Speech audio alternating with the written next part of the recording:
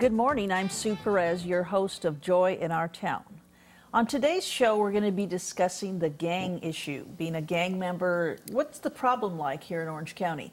We have three wonderful guests, and we're going to get right into our show. So join me and welcome all of you gentlemen. Thank you for being here today. I know each of you plays an intricate part in our show today and what we're going to discuss. We want to get right into it. But Ed, why don't you tell us what you do?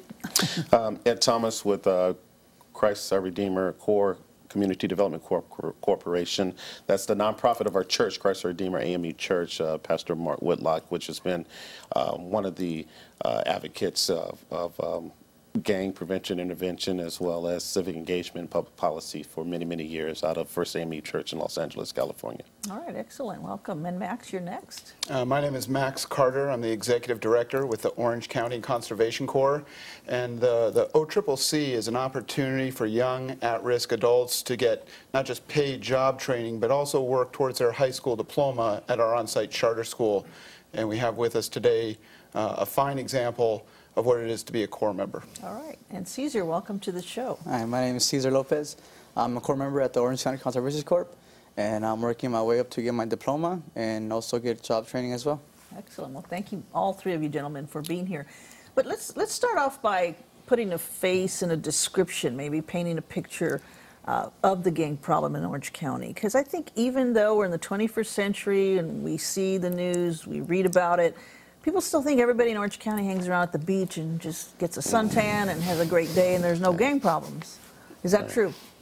Well, when you say gang problem, I'm just going to give you some information. Okay. There are currently, from the District Attorney's Office, there are over 300 identified gangs in Orange County. There are over 12,000 gang members in Orange County. In 2007, there were 31 gang deaths. So with those statistics alone, is there a gang problem in Orange County? I would say yes, there is, based on that. You know, even if one child loses their life to gangs, then it's a problem. Sure. What are we talking about, too, as far as boys and girls, age groups? I mean, what are we looking at? Ethnicity, you know?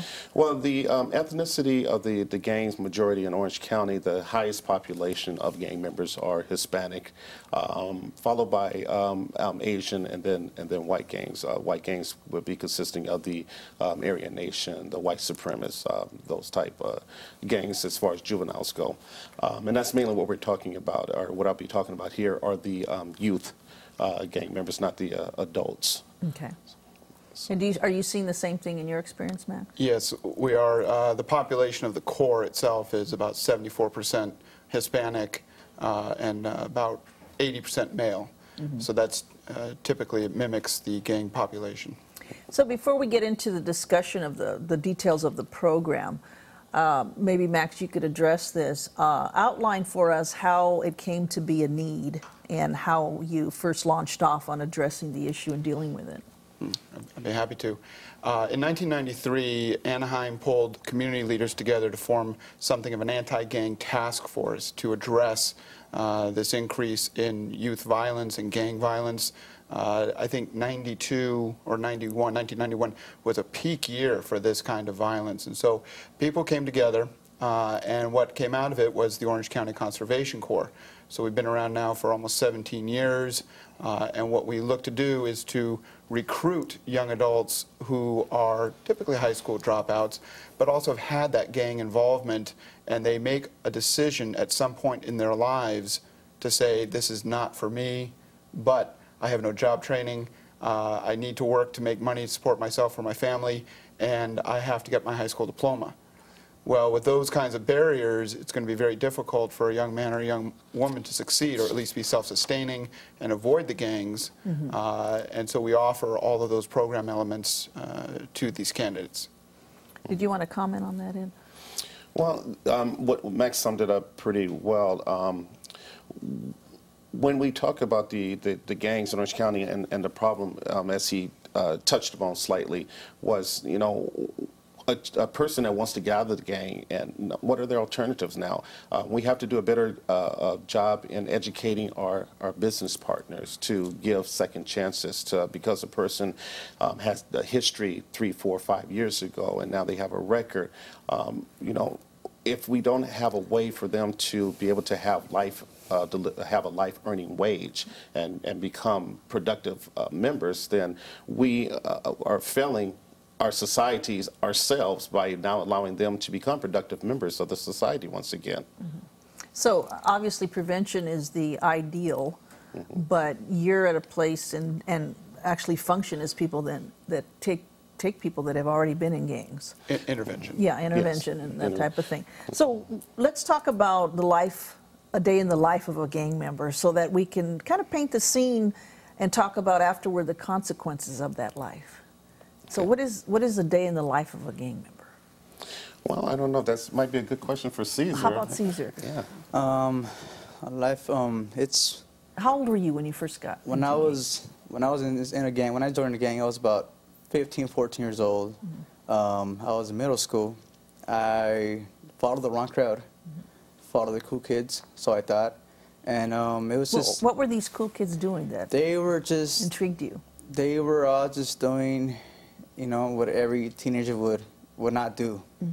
So, I mean, I think the main thing that got me into it was all around me. It's everywhere. I mean, Did it have to do with where you lived? Yes, I was surrounded by gangs. Okay. So either I was with them or I was against them. So I had to get along with them and join in. Otherwise, I would suffer the consequences, which is, you know, being harassed by other different gangs, and you know, if I didn't have protection from a certain gang, I was gonna get picked on by other gangs as well. So I joined the gang. Did you have to actually go through an initiation and things like that? An initiation, which is, you know, it's pretty hard. It's rough. I mean, it's brutal. Tell us a little bit. Well, they just... Within reason. It's they recruit you. They take you a couple of days, hang around with the big guys. Yeah.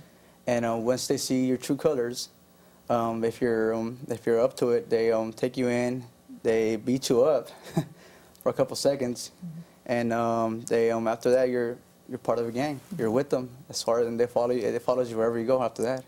And we're going to come back to the rest of your story, but how old are you now, Caesar? I'm 23. 23, Yeah. okay, so it's been a few years. Yeah. So then let's talk about the consequences now to somebody like Caesar and the others like him that are in a gang and want to transition their way back into a quote-unquote regular life. What do you do for them? Well, what we do through the funding of California Endowment, which is has invested a lot of money here in Orange County, and we were fortunate and blessed enough to be one of the organizations they invested in, is we train a trainer, so to speak. Dr. Thomas Parham at UCI talks about the triangle of success.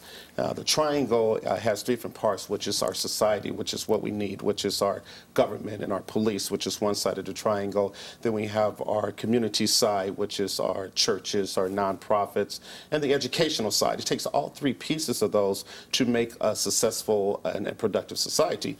But what's happening is, Sue, is that each one of those pieces are working in their own different silos. There's no communication, there's no collaboration. So what we do is that we have a class called our Institute for Gang Prevention and Intervention, which is a 4-week class, twice a week for 3 hours. And we take the government employees from the police departments and from the Board of Supervisors and church people, lay leaders, pastors, as well as people from education, and we put that piece together. So now all three are talking to each other, they're collaborating together, they're working together, and so none of us can have all the answers. There's going to be pieces that organizations do that